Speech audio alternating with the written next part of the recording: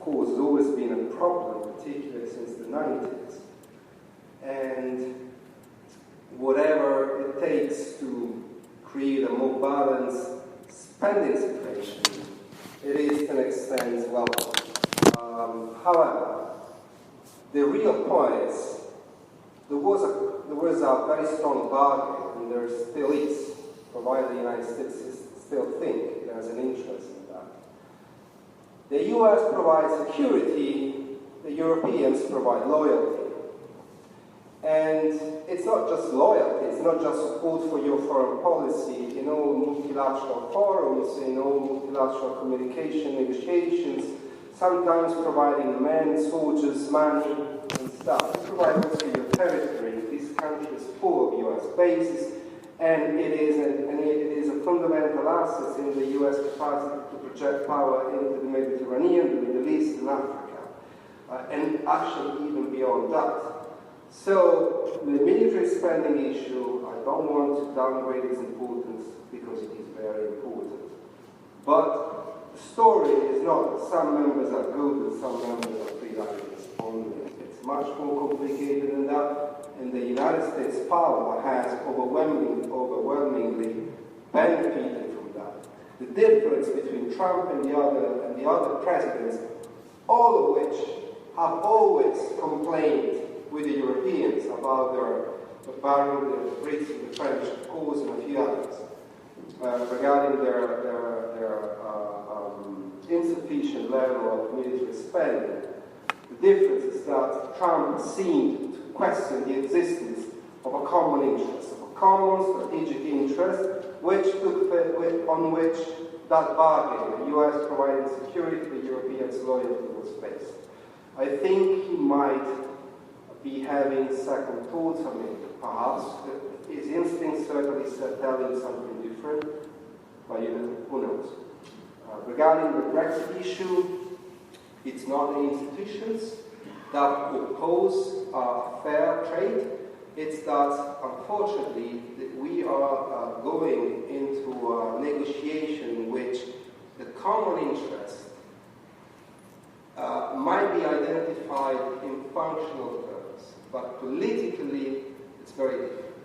Politically, the Brexit negotiation risks becoming a zero-sum game, particularly because of the excessive level of politicization that the Brexit issue has been subjected to in the UK, which bears huge responsibilities for setting the tone of this Brexit negotiation in such a way that expectations will never be fulfilled. Not because of the Commission, but because while it is in Italy's interest, in Germany's interest, in all 27 member states' interest, having a very... And this is a point the Germans have been telling the Brits openly, publicly, for months.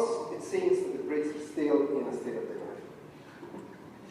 Okay, let's move to Mitchell and for the final point.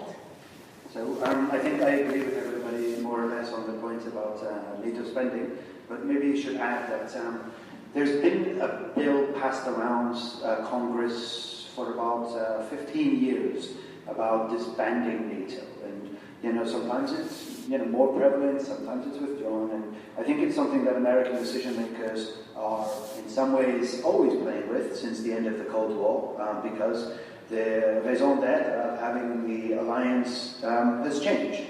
That said, I think that from Bill Clinton, George Bush, Obama, there's been at least an acknowledgement that, as was noted, the territory and the use of NATO territory for the expansion of the American sphere of influence, as well as platforms for NATO missions, has been vitally important. But I should also perhaps add that Donald Trump has also assumed the presidency in the United States at a time when the European Union is discussing openly having a European army. And I think that people in Washington are asking, why can't you afford to contribute to NATO, but you can afford to talk about a European army?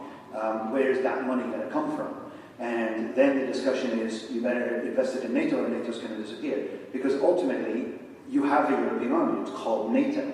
The basis of NATO is about European defense. It's not about engagement in Afghanistan, and it's certainly not about engagement in Libya. It's about European defense.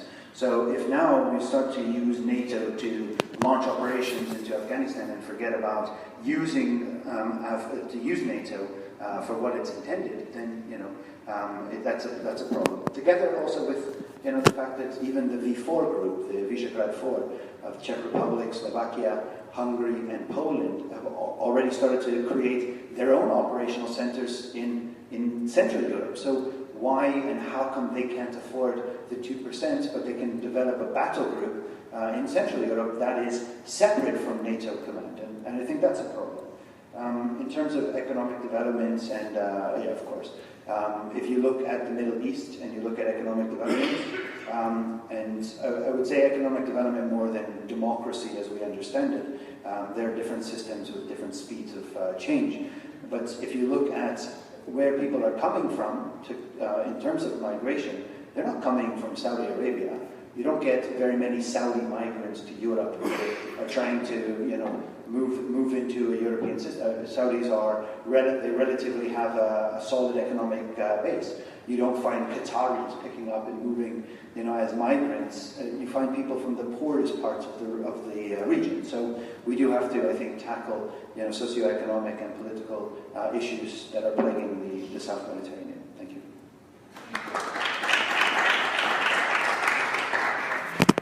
Thank you, everyone, for staying with us.